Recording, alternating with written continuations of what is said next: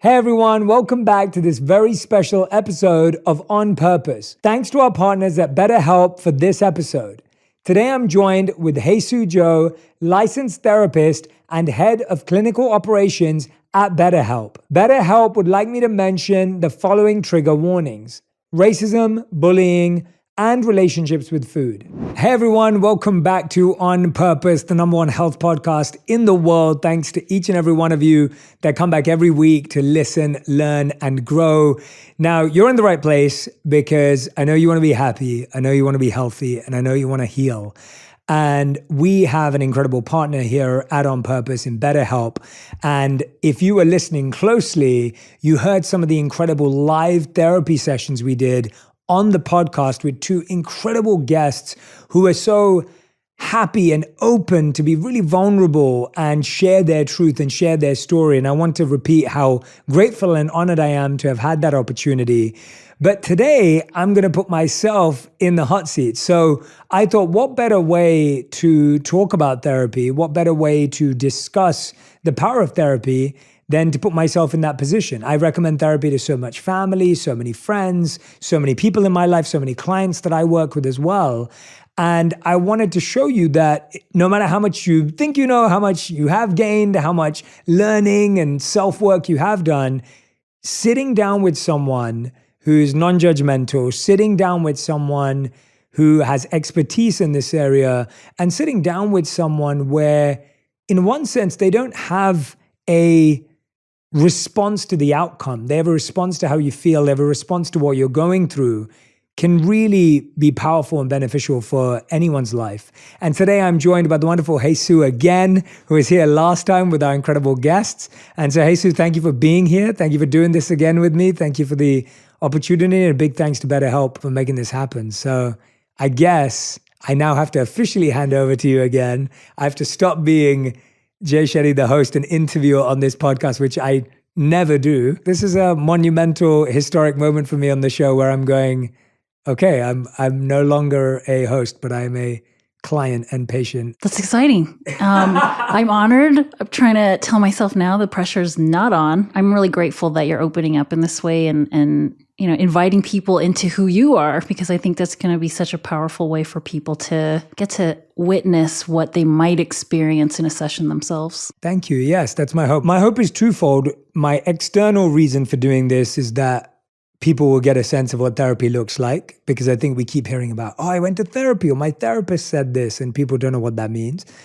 And the internal reason for doing this is because I think I just genuinely love getting the opportunity to self-reflect and try and find if there's anything else that I've missed or something that I haven't worked on. And so I think there's two reasons for doing this. It's not just, I don't want anyone to think this is performative or the idea of just showing you what it looks like. I'm genuinely doing it as I'm in this seat, and I'm going to open up and be honest based on the questions that you have, as I would in a therapy session. All right. Well, I'm glad we're here talking today about whatever it is that you'd like to get into. So a lot of times I do start exploring with new clients things from childhood, things from early life experiences.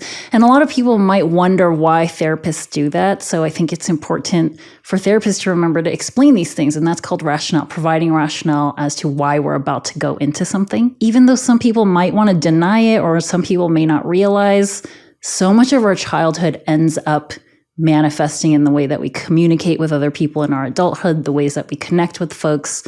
And so it's really important for me as a therapist to start painting this picture of who you were then, because that little kid is still inside of you now.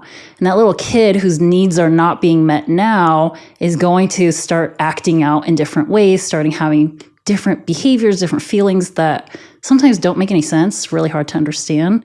If you would like to, like whatever way that feels comfortable, could you tell me a little bit about your childhood to start off? Yeah, it's so interesting, isn't it? Even when I think about my childhood, I'm like, what do I remember and what do I not remember? What, I guess, have I chosen to block out or think about less versus what has kind of naturally been let go of, and then what's very clear.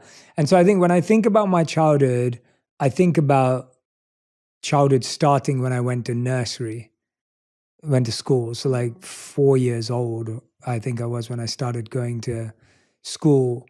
I think my most common memories are of being bullied at that age. And so bullying would include everything from being called names. I was one of the few Indian people in the school I went to, so people had hurtful names. I was quite overweight as a child, and so I'd always be teased about my weight and, jokes of such. And then I was also trained by my parents to do well at school. So at home, it was all about grades and exams and about doing well. But then I went to a school where that wasn't the number one priority in elementary school. We call it primary school in England. I think I was bullied for that too. I was bullied for the fact that I tried. I was bullied for the fact that I would work hard or my homework would be done on time and things like that. And so there were so many different things I was getting bullied for. And the bullying started with words and names and things like that. But then it kind of evolved as we grew older into, I remember being like, I don't know what you call them here, and maybe it's the same thing, but we had like big bushes of stinging nettles. Basically, it's a plant where if you touch it, you'd feel like a negative reaction to it. I remember being pushed into this bush like repeatedly, and for no other reason apart from the color of my skin and for my weight or size. And then I remember being beaten up multiple times as well. So I'd be at school, I'd be in the playground, I'd get beaten up at lunchtime, and that was a recurring thing. Like, I don't remember that happening just once. I remember it happening again and again and again. And I've probably never talked about it this openly or this much before. And my mom would have to come into school and kind of like talk to the teachers and explain and try and, she'd get upset with the way the teachers had handled it because we always felt like that kid would just be back in school the next day. And my mom didn't feel happy with the justice system, I guess, in the school of how this was being taken care of. And, I'm talking about being like 7, 8 years old while this is going on, 9, 10 years old, all the way through till about probably like 10 years old, I think this was going on. I'm sure there's more and I'm happy to unpack more, but I'm like, that's what I think of when I think of being a child, if that makes sense. Yeah. And it's interesting when somebody's asked, I think, to tell somebody else about their childhood. Initially, the first things that come to mind are often very defining things that create some part of your identity. You mentioned something about like, there's things I remember, there's probably things I don't remember, things that maybe I've pushed away. And for this to be the first thing that comes to your mind makes me very sad. It makes me very sad for little Jay. That's trauma. It's to experience trauma repeatedly over and over again. Little kids, school is their world. School is shaping their worldview.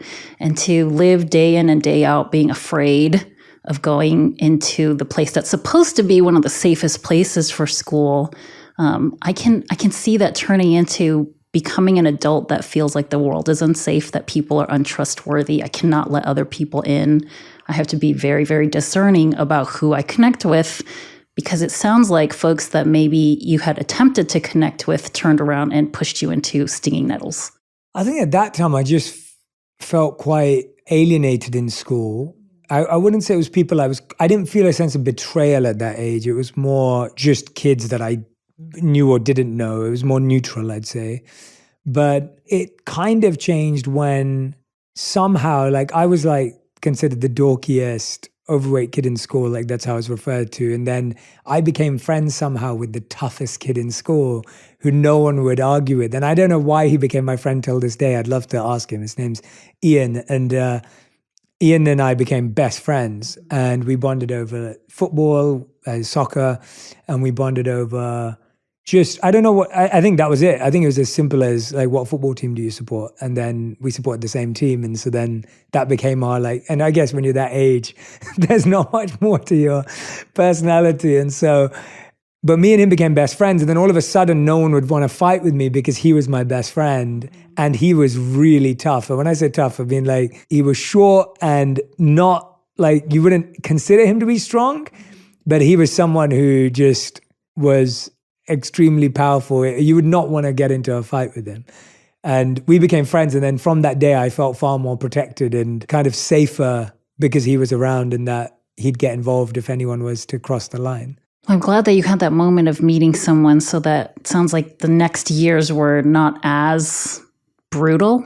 Yeah, definitely. I mean, what do you remember about coming home after these days that you were just ostracized or picked on and even beat up, like you said? Did you want to go back to school the next day, or like how did you feel about school in general? Yeah, I think it's really interesting, And when you were saying you were sad earlier, I was like, I don't genuinely have sad memories in the sense of, I think my mom, I felt so loved by my mom, and her values or my parents' values of me doing well at school were so ingrained that I remember being scared of going to school for sure. And I remember not wanting to go to school every day because of this, for sure. That is definitely there. And I never missed a day. I would go back. So it wasn't that I actually took days off. I would go back the next day, even when I was scared. And I think my parents were very much like, school's about doing well. We'll take care of this. This doesn't, not that it doesn't matter in the sense that it's not important. It's that this isn't why you're there. You're not going there for those people. You're going there for your future. I think there was a lot of love from my parents. My home with my mom especially felt extremely safe. Like I feel like she created like this really beautiful, loving environment where I felt protected. And even when I felt embarrassed, there were times I felt embarrassed when your mom comes and saves the day at school. Like that's massively embarrassing as a kid. But now when I look back, I think I look back in that in a healthy way where I'm like, oh no, my mom had my back. She always turned up. She never made me feel unloved. She never let me feel that me being overweight or a color of my skin was a disadvantage. And I think that's what was interesting is that when I think about my parents, they never made me feel that the color of my skin was a disadvantage. They were just like, this is just who you are. So it wasn't a good thing or a bad thing. It's just, this is who you are. And I think that at least helped me, is what I can say. That helped me, because I don't think then I ever saw myself as better or worse than people. I just saw myself as I am. And so I think there were a lot of good values in there, maybe not even consciously from my parents, but at least ones that I feel I've extrapolated by reflection, where I'm like, oh yeah, like, my parents never said, oh yeah, they do that because we're Indian. And they didn't tell me stories like that. Like I don't think my parents ever told me what they went through until I got older and I asked them. Like my mom and dad were both bullied for being Indian, and my mom moved to London when she was 16. And so, she went through a lot when she moved to London. And so I don't even think they ever told me those stories. So they didn't, for me at least, I feel they didn't reinforce what was going on.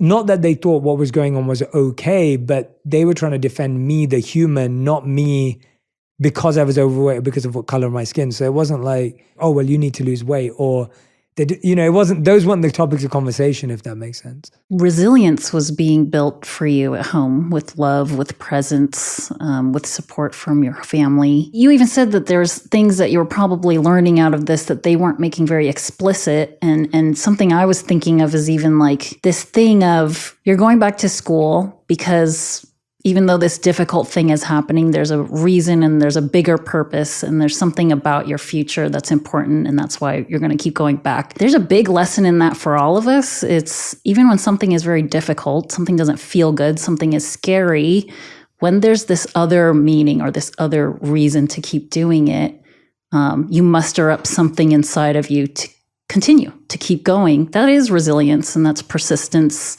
That's something that everybody needs, I think, to achieve whatever they want to. So it sounds like you were both struggling with something in a social sense with a lot of other kids, but also building something inside outwardly that a lot of people don't have the opportunity to really encounter. That feels right now. And of course, I wish I could go back and put myself into the mindset of that day and be like, how did I feel that day? And I'm sure I felt scared, and I'm sure I felt embarrassed. I'm sure I didn't feel like I do now, where I'm like, I was developing resilience, like I'm sure I don't, now I feel like that, but I'm sure when I was there that day, I just felt like this is the worst thing ever. I'm sure there were days like that. They just don't seem to be the thoughts that have stayed with me. I think the thoughts that I took away were just, kids were mean. It was a tough time. Definitely, there were some really tough days. I remember this was a bit later on. I think we were in 6th grade, just before you go to high school. And so I remember this is by the time I felt that I wasn't getting beaten up anymore. So at least the violence had stopped, right? Like the physical abuse had stopped. You know, coming home with a black eye and like having your clothes ripped and stuff like that definitely can't have been fun. I almost can't even access how I felt at that time, if I'm completely honest. Like it feels like I'm talking about someone else. So Like, does it's it bring so up feelings distant. for you now No, when you it's think so about it? distant. This is why I wanted to do this. It's like, I've always wanted to know, like, am I not excavating enough? Or like, it's so distant that it almost feels like I'm watching my own life. Like I'm like, I don't even remember that happening to me, but I know it happened. Like, if that makes sense. Like, I remember it happening. I can talk about it. I can visualize it. Like while I'm talking to you, I can visualize exactly what my school uniform looked like, exactly what I looked like that day. Like I can remember that, but I don't have a strong sense of emotion attached to it. And I don't know how that happens. Like, how does that exist where I can remember the event, I can remember who beat me up, I can remember what it looked like, I remember most of how it ended up. I remember telling my mom about it, but I can do it almost without any sense of pain. And I don't know how that exists. Do you think that someone is supposed to feel a certain way with that kind of stuff? And how are you supposed to feel? That's a great question. And I think I often struggle with that, where when I look at previous struggles in my life, and I think I look at most of them the way I just explained to you now, I think sometimes I feel guilty that I don't feel bad about bad stuff that happened to me. But I don't. Not that I'm not saying it's okay or that I condone it or that I definitely don't reflect this onto other people. And I think that's where I don't look at it. I never think, oh, I went through hard times and I'm fine, so everyone should be fine. Obviously, I wouldn't be doing the work I'm doing today if I felt that way. I sometimes wonder, I'm like, why don't I feel bad? And me and my best friend will often talk about this because he has a similar take on it. And we're always asking ourselves that question. It's like, what's wrong with us? Like, why do we not feel worse about what we went through? Because a lot of people might feel worse. So I think, yeah, you're right. I feel guilty sometimes. I'm like, well, maybe I should feel more pain because of what happened. Or sometimes I question, I'm like, am I closing myself off from it? Am I defending myself from a really bad trauma? Am I protecting myself from something I don't know? Like I'll ask those questions sometimes and the answer doesn't go anywhere. And I'll like sit there and I'll be like, no, I'm good. I'm fine. I mean, some part of you seems to think that you are supposed to feel something different than you feel now. And, Yes. and I think the reality is like, you feel what you feel and sometimes you don't. And sometimes you did feel something and you don't remember. And I'm understanding you're like kind of wondering, did I feel something and I just pushed it away? Yeah. If that's the reality. If that's the reality, we may never know, right? Like, I don't know of the technology yet to be able to access something like that in a mental time travel type of thing. But I think even now, like when we think about repression of memories or like the avoidance of painful past, these things are coping mechanisms. And even if we're not consciously aware of this stuff happening, it makes sense for a very powerful psyche to try to protect us from something. And, if you and your best friend, as an example, are now reliving a painful memory and those feelings on a constant basis, would you be able to do anything, accomplish anything? Like those that are sulking in the pain of yesterday are often the ones that are unable to propel themselves towards something better for today and tomorrow. It's very evident that you're doing very well for today and tomorrow all the time, not just for you, but for so many other people. If anything, it seems like a protective factor, maybe that you're not really aware of, to separate yourself from the feelings that you probably may have experienced at that time. Yeah. We as people are so interesting in that way because, we remember some stuff and don't. And some things we think we don't remember, but then something triggers a memory, right? Yeah. Like somebody mentions something, and I'm sure we've all had that experience of like, oh my God, I haven't thought about this thing in so long, Yeah. but you just unlocked something. Yeah. So I don't think we necessarily need to live our lives like searching for all the things to unlock the past. That's helpful, yeah. Especially if our present moment is still something that we're thriving in, something that we're able to share good things with other people with. So it's That's like, helpful. That's yeah. very helpful. That's very reassuring. I think a lot of people, I often talk to people about the difference between thinking and overthinking. And I think there is something to be said for like that over-analysis, the overthinking of trying to find something. And it's like, well, I can't. I can see connections in how being bullied led to me definitely at an early age becoming more empathetic. Like I saw myself I really got upset or would feel other people's pain early on if someone was being bullied around me. So I could deal with it, but it's like if we were sitting in a group and someone was bullying you, I would be very protective of you, and I would sense that very early because I could tell how this person felt towards you, and then I would be like, oh, I wouldn't want to go through that, and then I would stand up for the person, or I would try and get involved in some way because I think I know what it felt like to be called names. I know what it felt like to be beaten up. I know what it felt like to have the hurt at that time. And I realized just how sad it was because, the story I was about to tell you was, so I remember in sixth grade or fifth or sixth grade, I came in late to school. Maybe I had a doctor's appointment or maybe we were running late with my mom. I can't remember. And I was late. And there was this one girl in our class that everyone had a crush on, right? Sixth grade crush. Everyone, I still remember her name. I remember, I even remember how she looked. Like, it's just so clear. It's crazy. That's the kind of stuff I can remember. And so we all had a crush on her in sixth grade. And all the guys had a crush on her. And we would talk about how we all had a crush on her. But I would never talk about it too much because I knew she was out of my league, right? Like, it was that kind of like feeling as a kid. Oh, anyone who's listening, by the way, if you're not watching, I was doing quotation marks around outside of my league. So I would never talk about that, but all the guys knew. And then this day I came in late to school, everyone was like looking at me weird. The girls were laughing, the guys were laughing. And then I was wondering what was going on. And obviously the teacher's speaking, so I can't ask friends, I can't talk in class. And then my friend writes me a note, and he's on the note, it said, we told her that you like her. Oh, and so like, not only was she told that I liked her, she was told that I was the only guy who liked her in school. And so none of the other guys owned up to this crush. It was only that I was put out there. And I remember, and this was painful for sure. And I often look to this moment for so much courage. And I think I almost use these events as like, I went through that when I was that age. I can do a lot of stuff today. I remember like I was playing football again, and I think football's my first love. So it kind of turns up in so many of my stories. And I was playing goal. I was never allowed to play on the field because I wasn't mobile or agile enough compared to all the other kids as they thought. So I'd be in goal, and the girls stood behind the goal that day and just called me names for like an hour of lunchtime.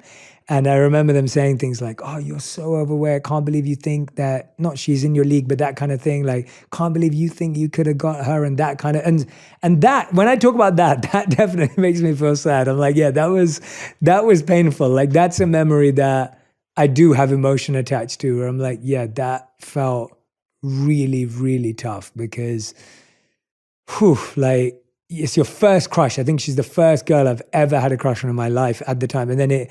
And then to be feeling like, I didn't even want her to know. I knew she wasn't in my league. I knew she wasn't. You were trying to prevent this I was trying to prevent this happening. Yeah, I was like, I know that she's far more prettier than I am and cuter than I am and all that stuff. I'm already aware of that.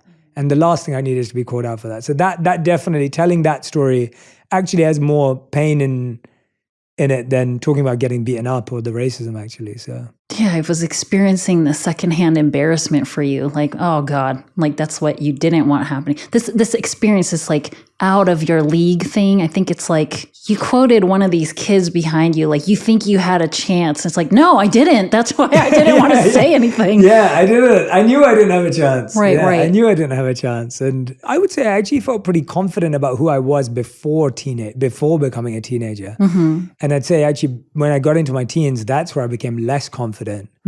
I think up until my teenage years, it was like I was a good student. I worked hard. I was a good son. You know, I can not check all those things off. And I was like, yeah, my identity is very secure. You were sure of those things. I was sure of those things. So regardless of all this other stuff, I was like, but that doesn't matter. Like, the goal of life at that age was not to get this girl to like me. Like, that wasn't the goal of life. The goal was to get into a good high school. Like, I guess the conditioning of my parents was, you're only here to get into a good high school, to do well in school. And so I think I was so busy with exams and homework and studying really, really hard that I didn't really think anything else was important at the time. I had enough good friends as time has gone on, like a small group, but I had enough friends that I think got me through it now when I look back then. Yeah, you had a support system. You had these factors in your life to kind of outweigh any of the negative stuff you had been going through. I keep thinking of this like this overarching theme of being othered. This is like a term a lot of people are talking about these days. So what does that mean to you? What is it to be othered? What does it mean to me now, or what did it mean to me then? Now. Now, when you said that, the first thing that came to my mind, I was like, yeah, of course. Like, that's my strength that I'm othered. Like, when I heard the first thing that came to my mind when you said that, I was like, yeah, that's why I love being othered. Like now, like I love being different and I love being unique. I've realized very much in the past few years that I've sat with this idea for a long time. I think that root of that is I've always wanted to be understood more than even liked or more than validated, which I think, and we can talk about that maybe another time or whenever, but I think that I worked on when I became a monk in terms of being liked and validated. But I think I've always craved to be understood because I consider myself to be someone of, I always say to everyone, like the only credit I will give myself is that I consider myself to have pure intentions. Like that I will hold with my hand on my heart. I'm a good person. I want good things for people. I think about good things. I don't have any agendas. I'm not trying to manipulate. So it's not who I am because of how my mom raised me. So I have pure intentions. And so because of that, I really have found it for years very hard to be misunderstood by people because I'm like, I wanted you to win. Like, I only want good things. So if someone thinks otherwise, I had an episode the other day where someone who I don't know very well, but again, I made the false assumption that they should know me because of people we both know and how much those people respect me or have a connection with me. I assumed that they would understand that too. And they were feeling a bit of uneasiness about trusting me on something, and that really upset me. I said to them that my trust and my integrity is all I have. Like that's what I, like carry myself on. And so for you to think otherwise upset me. So I guess when I hear othered now, I'm like, I feel to me it means to be misunderstood and not even given a chance to be understood. And now when I reflect on it, I actually realize I don't think anyone will, I'm not sure, I haven't yet come to an understanding of whether anyone has the power to fully understand anyone. It's so hard to understand ourselves. And I think often I hoped people would understand me. But even if I walk into this conversation, I'm like, you're a therapist, you should understand me fully. I think that's a lot of pressure on another human being. And I think even if I told you every detail of my story, point by point, I still don't think someone could fully understand me because it's so big. And so to me today, I see being othered, or the word other, as like a strength because I go, yeah, I am different. And yeah, othered is what led me on this unique path. And othered is what led me to take risks. Maybe if I felt a part of the crew always, I wouldn't have become a monk. And then I wouldn't have quit being a monk to work in the corporate world. And then I wouldn't have quit being in the corporate world to follow my passion and pursue my purpose to share wisdom with others. Like I've just constantly taken so many risks in my life. And I've constantly felt othered every time I took the risk because how many 22-year-olds were becoming monks and how many 29-year-olds were quitting their safe job to pursue their passion. And so becoming othered has become my strength now.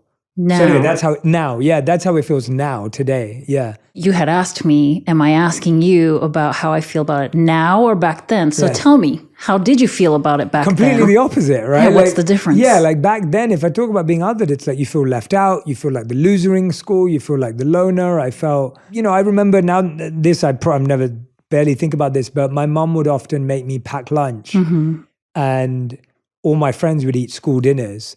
And if you ate packed lunch, you'd sit separately to the kids who ate school dinners. You weren't allowed to sit together. Wow, great school idea. Yeah, and not many people ate packed lunches in my school. Most people ate school dinners.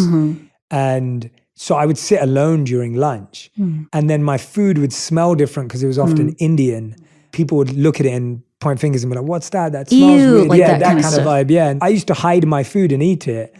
And I actually think it's so fun. I've never drawn this thing, but I think I still have it today. I used to eat my food really quickly. And that's been a habit I've had to untrain so hard, because even in my adult life, I've always eaten really quickly. And when my wife sees me, and she's massively into diet and Ayurveda and, nutrition. And so she's like eating slowly and being present and mindful in food. When I was a monk as well, it was one of the tough things, because mindful eating was such a big practice.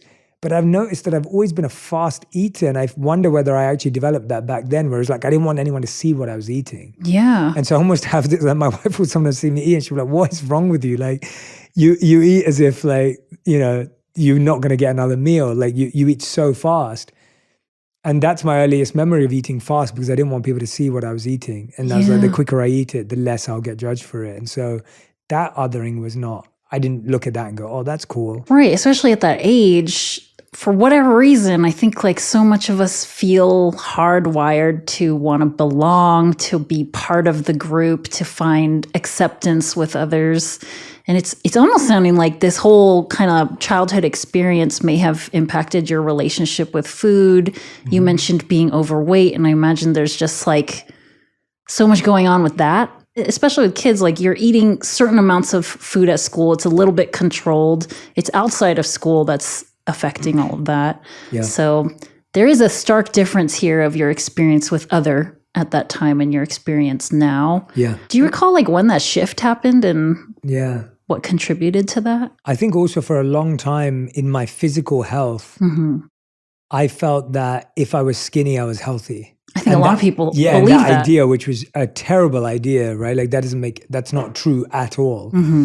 And so, I would think as long as I'm skinny, I'm healthy. And then when I went through some health issues, I was like, oh, like that wasn't the right metric to be looking at. But for so long in my teens, that was the metric that I held on to, because that's the only metric that I had for health. My friends always wanted me to be healthy, but I don't think we talked about health in a healthy way necessarily. When I married my wife, that was far more the transition from the food point of view, where I think food became healing and healthier when I married her, which is only 6 years ago.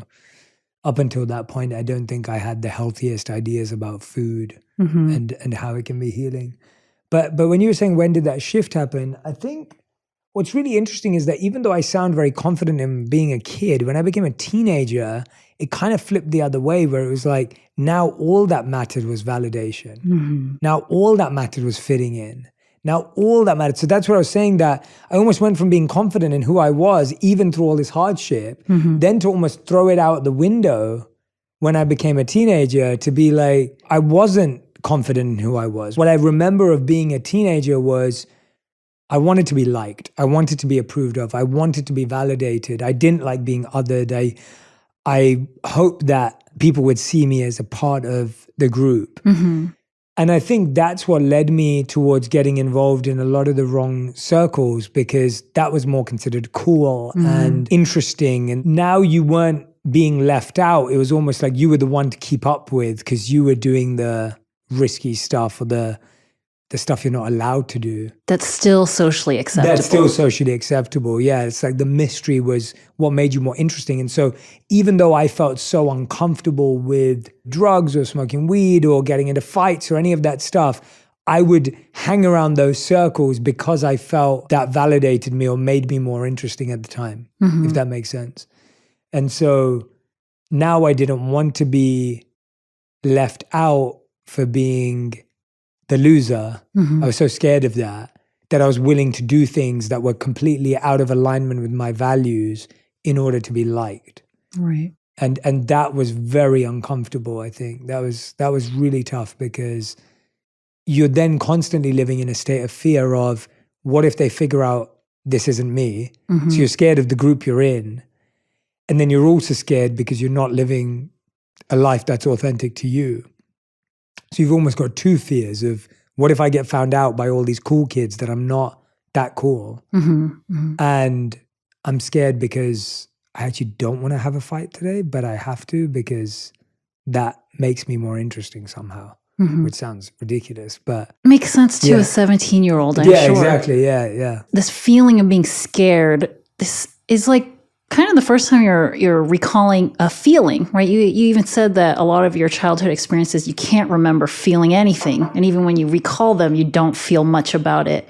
But this thing, you remember feeling scared. And you say now with good reflection, these are the things I think I was scared of. Do you think 16, 17-year-old you understood what you were scared of? And if so, like, what was it that you were scared of? No, definitely not. I think at that time I was just scared of being left out. I was scared of being seen as a loser like I was at primary school, I guess. Like, I think that was it. It was like I didn't want to be that kid anymore. Because what happens to kids like that? What happens to losers? You get bullied more, and I did in the earlier stages. So I lost weight around 15 years old. And so I'd say even in high school, like 11 to 15, I was still bullied for the same reasons. I remember like in high school, we started swimming. I went to an all boys school, which everyone has their own views about that stuff. I personally loved the school I went to for high school, like in hindsight. When I was there, I'm not sure, but I'm very grateful I went there. It's a fantastic school, and I definitely have such a great relationship with this school. I remember a few memories quite vividly of like not being able to, we weren't allowed to use the steps to get out the swimming pool at school. And I couldn't get out. I wasn't strong enough to push myself out of a pool. And I remember like being bullied for that when I was like 11 or 12 years old, again, because of my size and weight. And then I remembered, you're in a changing room now with a bunch of dudes and you're playing rugby, which was our school sport. And like, you're taking your top off and people are laughing at you for how you look and all of that kind of stuff. And so I think to me, I'd actually started high school where I left off. And I think when I naturally started to lose weight, when the bullying stopped, I was like, all right, I need to hold on to this now. It's almost like things are turning in our favor, if that makes sense. So I started to feel like, oh, now I could be one of the cool kids, and that would save me from the pain and the stress that I went through as being a loser or being, loser, again, quotation marks, because I didn't want to be that anymore. I think I'd suffered for so long. It's almost like that's what I felt then, was I was like, we've been through this for enough time. Like, it's now time to not be that. And we're going to do whatever it takes to not be treated that way. Because you used so much of whatever it was that got you through it the first time. It's like, no, thank you. Don't need to do that again. Yeah, don't want to go through it again. And it was harder when you're older. And it was harder with kids who had more than a couple of mean words. And it was harder when I wasn't getting beaten up at this time, but it was harder when I guess you were older and you could process it more, I guess. Like almost like being a kid, maybe I wasn't processing it as long. Yeah, processing it differently. Sounds like it's always been very valuable to you for people to understand you. And now in your later in your life, I'm hearing that like being understood is more important than being liked. So in that, I'm guessing for you, you'd rather that somebody seeks to understand you and then they can decide whether they like you or not. That's now. That's today. I think, well, now I've realized I don't think most people have the time to understand anyone. But I think at that time, I wanted to be liked. Like that time, I wanted to be liked. I wanted to be popular. I wanted to be validated at the time at school because I just dealt with the opposite for so long, right? I think I was exhausted. My resilience almost, if I had any resilience at that age, my resilience was exhausted. I was done being resilient. I was like, this is too hard now. Yeah. Like this can't be the next, 7 years or whatever it is. So I think that led me to a lot of bad decisions because I was just craving people's approval during my teens. And you become someone you don't want to be when you're craving approval from people that aren't aligned with your values. And that's all I did. It was almost like I didn't want to be seen as the good kid anymore. I didn't want to be seen as the kid who did well at school. I didn't want to be seen as the kid who performed perfectly. Like I remember when I went to school at 11, my goal was to be head boy. Head boy was this role. I don't know what you have in the US. Not that, but I learned of head boy in Harry Potter. Right, yeah, exactly. There we go. Harry Potter is the British reference to America. Okay, that makes sense. I love Harry Potter, so that makes sense. But yeah, that was the idea. Like my goal at age 11, this is how much of a quotation mark dork I was at the time. Like the idea was I wanted to be head boy when I went to school. And when I was 16 years old at school, the last thing I would have wanted to be was head boy because I thought it was the most uncool thing to be. And so it's like, that's how much I'd switched my values. And I lived out the latter of that where We had multiple roles where, again, I think Harry Potter has this, but we had multiple roles in school where you had head boy, you had prefects who were like these, right? Like you have all this kind of like, and I didn't even, like pretty much everyone in my year made it to like some level. And I was one of 3 kids out of 180 that had no standing in that structure. I mean, you were avoiding it. I was avoiding it. I was avoiding it so hard that it had completely gone the other way. And now when I'm reflecting on that, it was exactly that I completely traded. I guess now when I'm looking at it, it was like, to me, I was like pivoting my values to figure out what they were. And they definitely, I wasn't happy with the values that I got through primary school with. I was like, I don't want to be the good kid who always behaves, who always gets good grades, who then gets bullied for getting those good grades, who then experiences racism for getting those good grades. Like that can't be life. And so let's do the opposite. Let's do everything wrong because there are only 2 options and that must be the way. Yeah. Like, why would somebody keep doing this thing that they're thinking is the reason behind being ostracized or punished? Exactly. So when you asked, what do you feel about being othered? I'd actually say that I didn't feel comfortable being othered. And so I traded everything that made me feel othered, only to feel othered the other way, where now that I was breaking rules, there were also lots of kids going like, why are you doing this? Like, what's wrong with you? Like, why do you need to always, do something extreme to stand out? And I was like, oh, this doesn't work either. Extreme efforts to calibrate, try to figure out where you fit in this world. Totally, yeah. I definitely wasn't happy as a teen in that sense. I think it was hard for me to make real friends because the kids that I wanted to be friends with who'd be considered good kids, their parents didn't want them spending time with me because I was the bad influence. The kids that I did spend time with that my parents wouldn't want me spending time with, they never respected you because you were always having to do something more stupid or more ridiculous to gain everyone's respect. So that wasn't friendship either. Like you didn't feel safe around those kids because those kids always made you feel inferior unless you were going to do the next difficult thing. It's like you're their show performance little monkey. Totally. And then you don't feel safe around the kids who are well behaved or whatever because they somehow doubt that you're the person their parents want you to be around. Yeah. So it's kind of like you don't feel, again, you feel othered even at the other extreme. So it's like I'm not cool enough to be with the bad kids. And again, I don't want to put labels on bad kids and good kids, but I'm just using it as overarching terminology. But, you're not cool enough to be around kids who break the rules, but you're not enjoying being well behaved enough around the kids who do well, if that makes sense, at school. Yeah. And a lot of what you're describing, I think, is like universally relatable to lots of youths. It doesn't matter what country you grew up in, but a lot of these dynamics end up showing up in school. On top of that, you've mentioned this a couple times and we haven't really gotten into it, is racism. Experiencing racism as such a small child, not really probably being able to process what's even happening or understanding what that's like.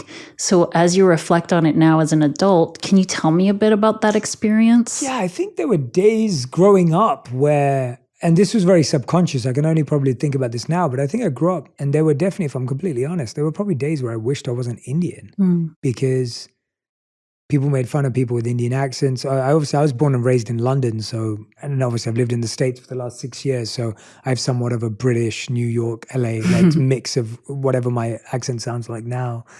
But yeah, I just didn't think people thought Indian people had a identity or it's like reduced to something. Totally, yeah. And so I've spoken to my American friends about this, but it's like almost like when you watch The Simpsons, you see Apu. And then I remember the first time I went to a barbershop when I came to LA and I went to get my hair cut, and the lady at the barbershop was really confused by my accent and how I spoke based on how I looked. And she was like, well, where are you from? And I was like, I'm from London. And she was like, oh, like, I literally thought everyone who looked Indian like spoke like Apu. Like that was her literal statement to me. That's in LA. Like, and I moved to LA 4 years ago. This isn't like very recently. This isn't like decades ago. And I was like, wow, like, and there was a part of me that had that feeling growing up where I didn't think being Indian, these are again my teens, I didn't think being Indian was a strength or I saw it as a weakness. I don't have a very confident answer on that, but yeah, there were parts of that. And it's so fascinating to me now when I look at it, I'm like, India's wisdom became like my heart and soul, and spending time in India and my monkhood, and it's so fascinating to think that there's so many contradictions in my life, and I almost go in the direction that contradicts what I'm feeling at the time, only to discover more depth in that pursuit. Where now I consider the wisdom I gained from the Eastern literatures to be one of the greatest gifts of my entire life. Yeah, it's just interesting connecting the dots. I've always found connecting the dots at multiple stages in my life very interesting. And connecting dots, like fully embracing something that you previously rejected as part of, understanding of yourself, it sounds like. I'm feeling like it wasn't like when you were a kid that you were overtly thinking and absorbing it as like, these people don't like me because I'm Indian. It's more just, they have an idea of what an Indian is supposed to be, and I don't want to be that. Correct. I guess that in the teenage age, it was just like, what can I mold myself to that everyone will like? I think it was as simple as that, right? It was like, what will everyone applaud? And like, I remember being a class clown and doing stupid stuff as a class clown because that got the approval of my peers. And now when I look back, I would never do something like that. Yeah, and I think that all started to change definitely when I became a monk, because when I started spending time with monks, because I went from almost being confident in my parents' identity in up till 10 years old to then rejecting my parents' identity and trying to be everything everyone wanted to be, to then choosing to become a monk, which was the most random thing to become, purely because the most inspirational and interesting person I'd met by the time I was 21, 22 was a monk. And that was the reason. It was like, this person's figured out life. They're confident, they are happy, they are content, and they found it through being a monk, and they're helping other people. Those all seem like good values, right? Like when I talk about why I became a monk, it was, I loved meeting someone who had focused on mastering envy and ego and jealousy and comparison. And like, he was a person who was talking about how that's what you learned being a monk. And I was like, well, that makes sense, because none of those things have served me. And I remember thinking that at 18, where I was like, when I first met him, I was like, yeah, like comparing myself to others, feeling envious, having an ego, like none of those things have helped me. And they don't seem like useful things. And then he was talking about how talent and skills and gifts were to help people, and that life was about serving people and life was about improving other people's lives. And I was like, I think that resonated with me too, because I guess I'd seen people have painful lives. That made sense. And so I was like, all right, I want that. And I think when I first started my monkhood, I even redirected the validation to the monks. So it was almost like I went from wanting my parents' validation to wanting all my friends' validation, to then wanting the monks' validation. Which I imagine monks would say, like, this is not what you're here for. Absolutely, yeah. And that's why it was the best shutdown, because your parents will validate you for doing what they said, right? They pretty much will. Parents will generally say, yeah, good, well done. Your friends never validate you and make you feel inferior. And then it's like the monks teach you how to validate yourself and what that means. And so I think that those 3 years, I learned the habits and the steps to like, what does it mean to validate myself? And I think when I had to leave, that's when I really learned to validate myself, because now I couldn't seek anyone's validation, because I just lived the randomest life. And no one could say to me, yeah, you're on the right path, because it was such a random path to go from university to the monkhood, then back to reality. And so I think that was the moment where it clicked for me that the only person who could reassure me was me. And I think that was really tough, being othered again, because the othering then was, before I became a monk, it was, you're never going to get a job again. You're never going to make money again. No one's ever going to marry you. This is the worst decision. You're letting your parents down. You wasted their investment in your education. To then coming back to, we told you so. We knew you wouldn't make it as a monk. You wasted your life. You're now 3 years older. Didn't you see that friend of yours? They just bought a new car. They're getting a mortgage on a house. Like, and you come back to that and you're like, oh, wow, I'm out of place again. And so I think now I've just got so used to being out of place that it's become my place. And I enjoy it now.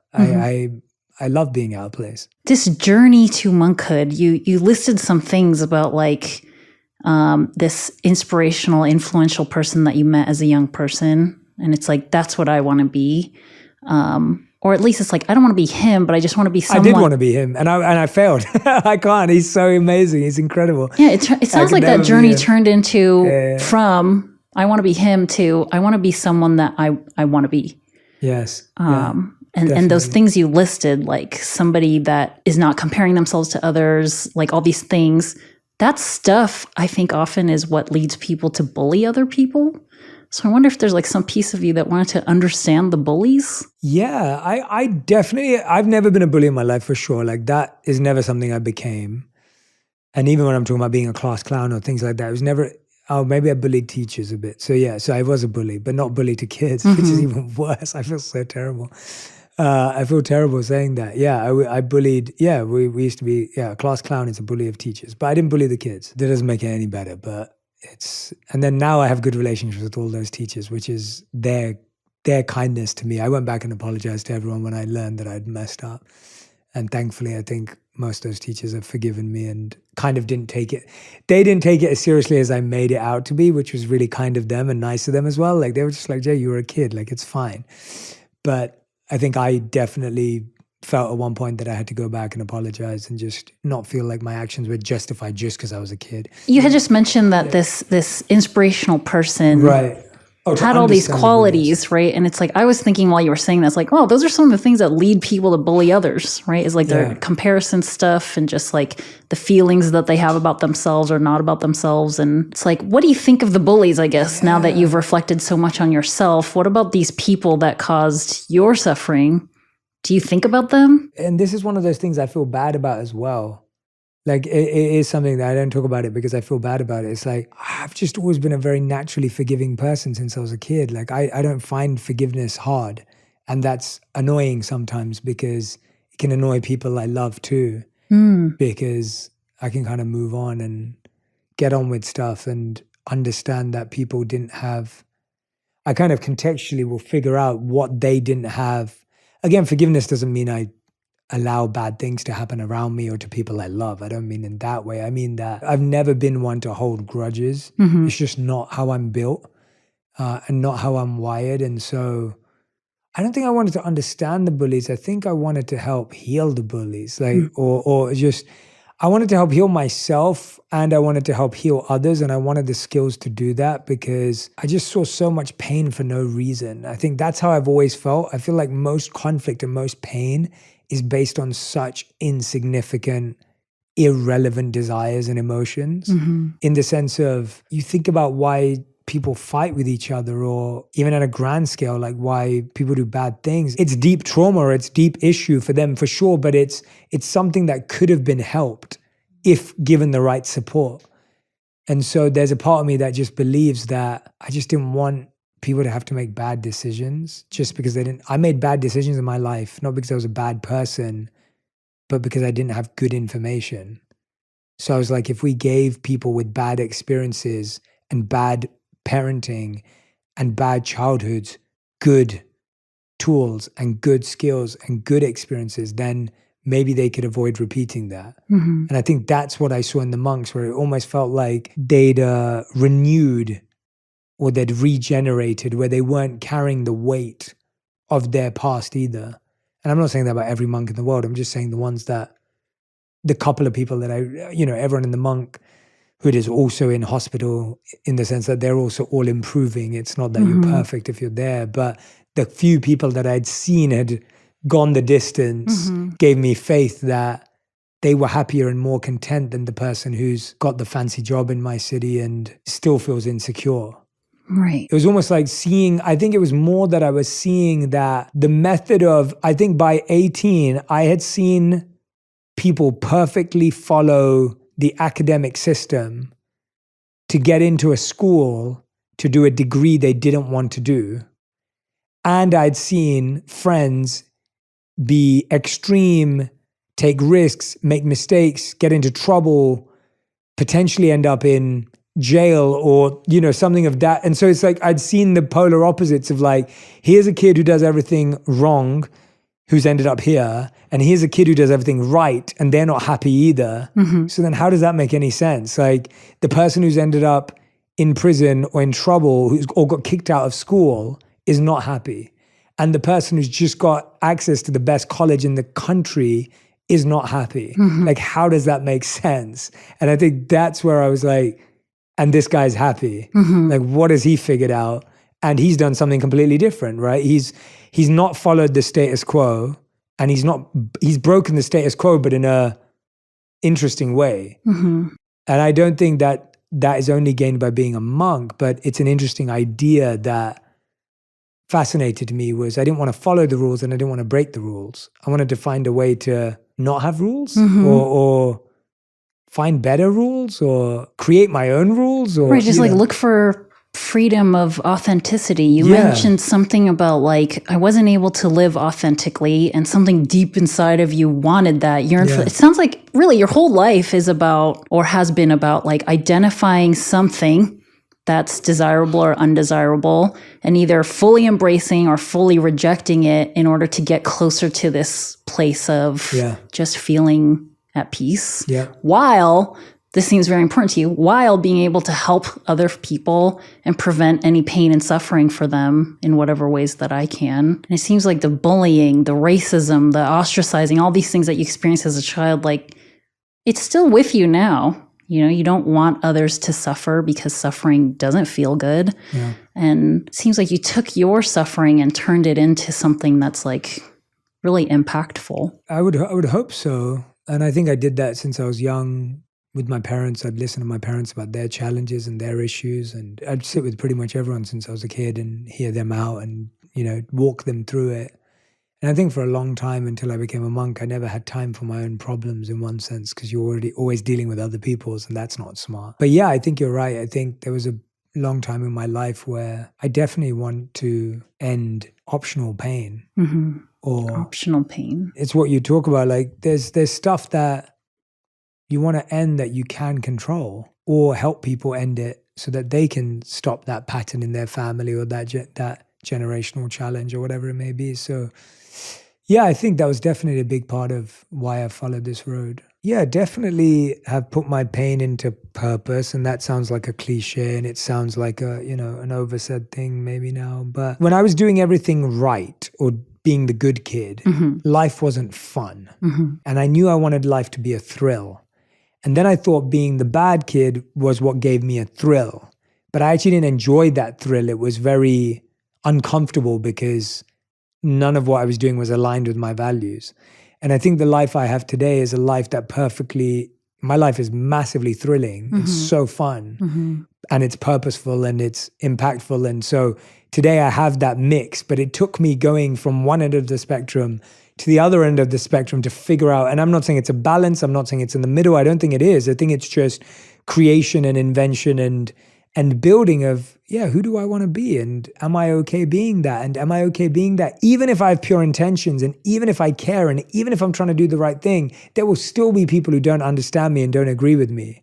And becoming okay with that has been really the goal of my life, like of recent, of like, that's been what I've been focused on, at least for the last few years, is how do I get acceptance of who I am genuinely. Yeah. And being okay with that. Like I am someone who enjoys, I talk about this, like I love being a monk and there's so much of my life where I still think like a monk, but I love being an entrepreneur. I get so much out of growing something and building something and scaling it.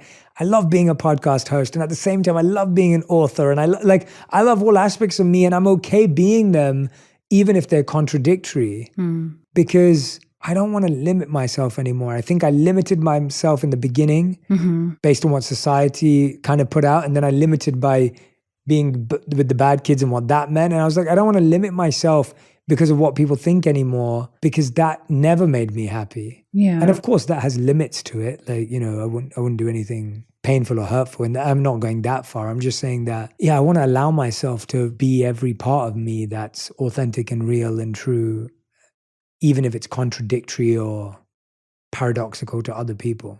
Getting to a place in life where you can let go of all the shoulda, coulda, wouldas, and like, even when you say, I'm doing things that might be contradictory, I'm glad you added to other people.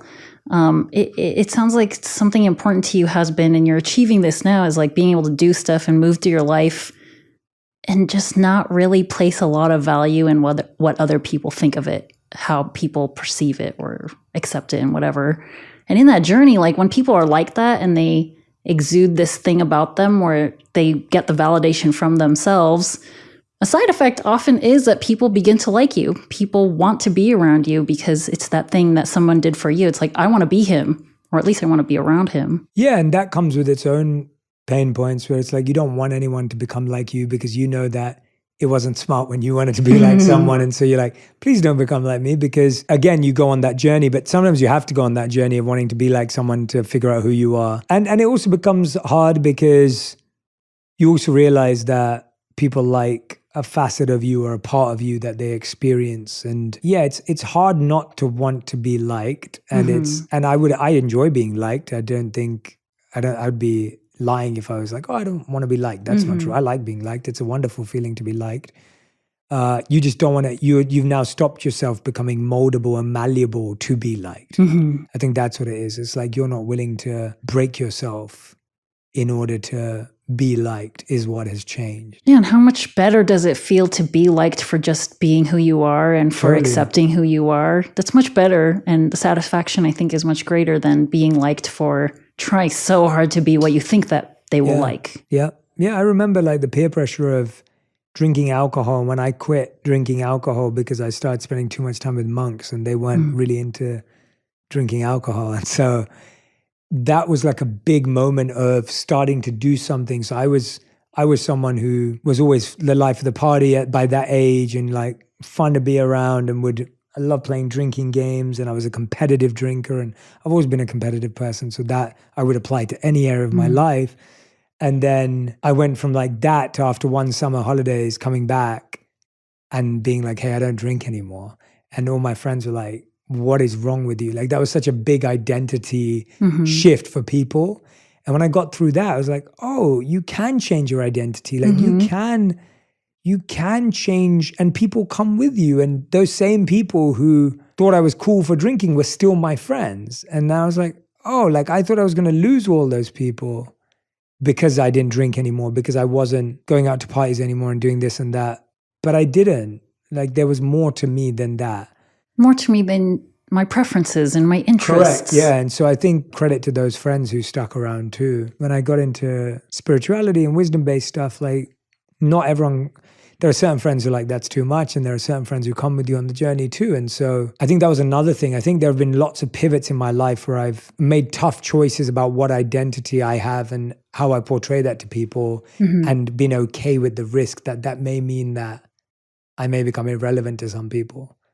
And I think that's what's now built that strength and confidence, because it's just been so long of having done that. But a long journey to kind of integrate, reconcile so much of your childhood and what's important to you now. How did you get through all of this? I mean, I know you're sitting in front of me right now, but it's like, I guess like a final thing I'd like to kind of reflect on with you is just like, what do you think the small child Jay had to get through all of this? Like we talked about some stuff that maybe we think it is now, but the only thing that ever comes down to it is like this, and it's a beautiful feeling, is like, I know my mom loves me. And it's almost like that's like I know that if anything was to fall apart, my mom would turn up. Like, and obviously she's still alive. And obviously when she won't be here anymore, one day it's like, you know, I guess I'll still feel it internally. Obviously I haven't lived with my mom for years, so I've still felt that. But I think it's always been that confidence of like, my mom loves me. And that's kind of the only thing I can go to. I'm like, when you've been, and that's not to say that my mom and, you know, me are perfect, but I feel like when you've received like that kind of pure love from someone, it's hard to think you need anything else. So that's the only answer I can actually come up with, is that's all I ever had was, I knew that. So even when I took risks, or even when I have taken risks, and whether they failed or they went right, my mom was always there to catch me. And so when I was doing badly at school, it's like,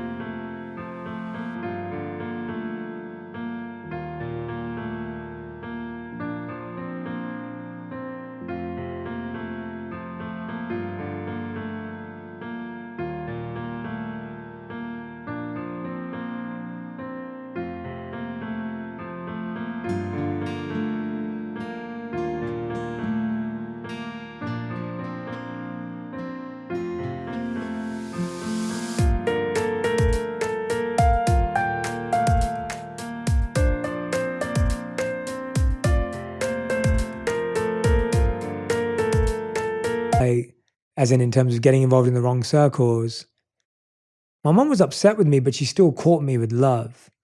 And so my parents would discipline me, but they still caught me with love. And I think that balance was really interesting, where it's like, I mean, there was months where I was suspended from school and my mom had to go pick up homework and then bring it back, and I'd do it from home. And like, there were so many reasons my parents could have been so upset with me. And they didn't just drop me in that sense. Like they weren't just like, you're a failure and you messed up and it was, and they were strict and they were disciplining and they were tough on me when I was growing up. But I think they also had love behind that for me. There was a good balance between discipline, making you know you made a mistake, making sure that you are remorseful and regretful and that you've trying to get better, but that there was a forgiveness and an acceptance that you made a mistake and you can change.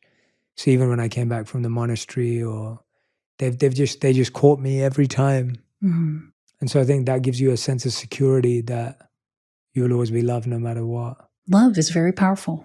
And it's clear that you radiate love for yourself and love for existence, why ever we have all that. So I do sense that love will carry you through so much in your entire life. So I'm really glad that you had that, because not all people do. That's what it is, right? That's what I find so hard, is that a lot of this stuff becomes easier when you've had kind of like a very loving relationship with a parent. And then my monk teachers who also love me in the same way. And so it's having those people, I think having pillars of love in your life, it's like, and that's what I'm trying to be for anyone I meet. Like I try and be that with everyone I meet. I want to be a vessel of so much love that I could help everyone feel that way. They don't have to be my child, or they don't have to be my best friend in the world to feel that. I'd want everyone who comes into my world to feel that way if I could. And so I kind of walk around wanting to have that energy always. And that's hard because it comes with a lot of challenges of your own. But yeah, thank you so much for this conversation. This is beautiful. And it's, when you're doing this, I consider myself someone who's done a lot of this reflection. I'm speaking to everyone who's back at home now, or whether you're walking your dog, or whether you're cooking, or, whatever you're up to right now as you're listening and watching this.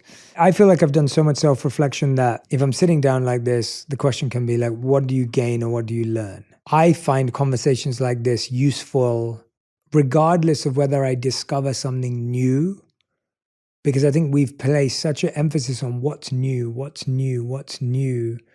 And to me, it's not always what's new. To me, it's like, well, what kind of sat deeper? Like what kind of like went deeper for me? What was an idea that I shared with you that even if it wasn't a new dot that was connected for me, it's like, but that dot was strengthened. And I think of strength and depth more important than new. Again, like I feel like so many ideas I have today got strengthened. So many ideas that I already have today gained more depth by talking to you and the questions you asked. I also felt that I was able to be vulnerable and open up with you and on my platform. And I was trying all the time to not really filter what I was saying. And I think that's a habit that I find very therapeutic to water, which is why we're doing this. And I brought up some old memories that I hadn't visited for a while.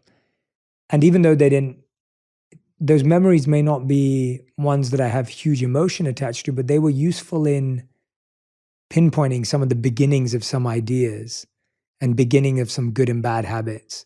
And I think I find that very interesting. So looking back and going, well, where did this start? Where did this start? And sometimes it's just happy. Like I'm like, oh, right. I realized that I started helping people at that age, or I started eating too fast at that age.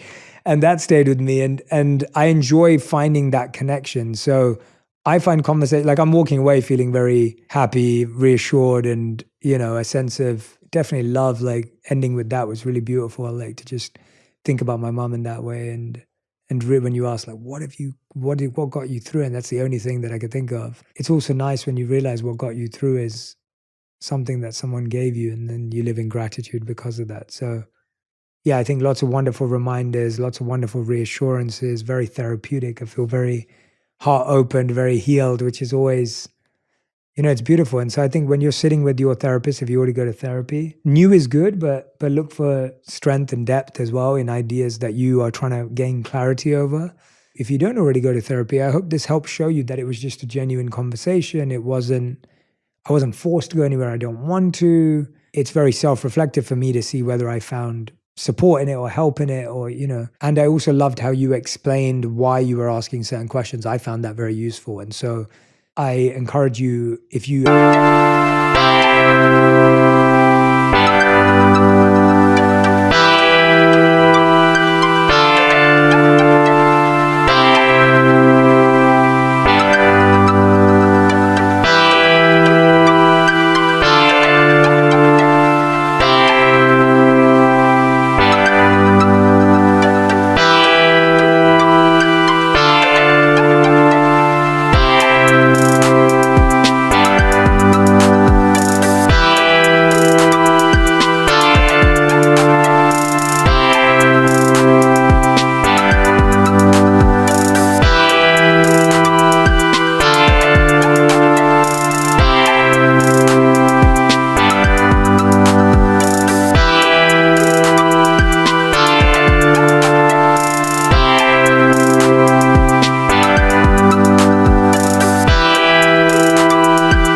therapist right now who doesn't do that, they may not know that you like that. And if you're like me and you like that, feel free to ask your therapist that as well and say, hey, by the way, like when you ask me a question, could you explain to me why you're asking it and like where it sits? And sometimes they may say no, because that may defeat the purpose of the question. And sometimes they may say yes, and they'll explain it. And so I think it's important that you see it as that relationship too, where you're able to, ask for those explanations. And I wouldn't have asked for them, but now that you've done it, I'm like, oh, they really helped me. Like those were great explanations. So, hey, Sue, any last words for anyone who's been listening or watching? I didn't have any until that last comment. Like, I would also encourage anybody to bring up their questions, challenge their therapist. A lot of people are unwilling to do that because they don't want to cross the therapist. They want the therapist to like them. They don't want to do something that they think will rupture the relationship. But this is one of the safest places to practice bringing up uncomfortable questions. This is something we all struggle with, especially in our significant relationships with our family. But it's like, that's what the therapist is there to help you practice and get through, is asking hard questions, being challenged as another person. If your therapist says or does something that you don't like, bring it up. Yeah. Otherwise, it's going to be inside of you, and more than likely, your therapist is going to be able to feel that something is weird. Yeah. And if you don't bring it up, they're probably going to ask you about it. So that's a great opportunity to then bring it up. And I think there were parts where it's not that I disagreed, but that I was like, oh, I'm not sure about that. I actually feel this. And I felt very comfortable to do that. And I didn't feel like judged by you or that you were upset that I did that. You would make an observation. I'd be like, well, no, it was more like this. Mm-hmm. And I think it doesn't have to become an agreeing, disagreeing thing. It's just a flowing, evolving thing. Yes. And then actually something new, I think for me, was to admit to someone that I do feel bad sometimes about not feeling bad about something. Like that was big for me. Mm-hmm. Because it's hard when you're wired a certain way and you don't know why, mm-hmm. and it's beneficial. And I think being able to get that off my chest was actually quite nice. And to all of you as well who've been listening and watching, where it's like, yeah, some things do come naturally to me and easily to me, and I can't help that. I didn't pay for that, I didn't ask for that, I didn't get that subscription when I came into life, right? It wasn't, to some people it would be like, well, you didn't even achieve that or earn that. But I'm hoping that that's what helps me help other people, is that there are certain things that, not that I haven't had to figure out, but that have come in a helpful, healed way. So yeah, thank you, Jesu. Thank you. Thank you. Everyone who's been listening and watching at home, please do share the things that stood out to you. Please do pass on if this episode helped you. I really hope it will encourage yourself, people in your family, friends, to have these conversations, even if it is with your friend, and then encourage them to go to therapy as well, and hopefully show you, or hopefully gives an example of me going to therapy in this session and making it easier and accessible for people to think and understand how normal and how okay all of these things are. And of course, I want to give a big thank you to our partner, BetterHelp, who's encouraging these conversations and giving affordable access to therapy online from the comfort of your home. So thank you very much again.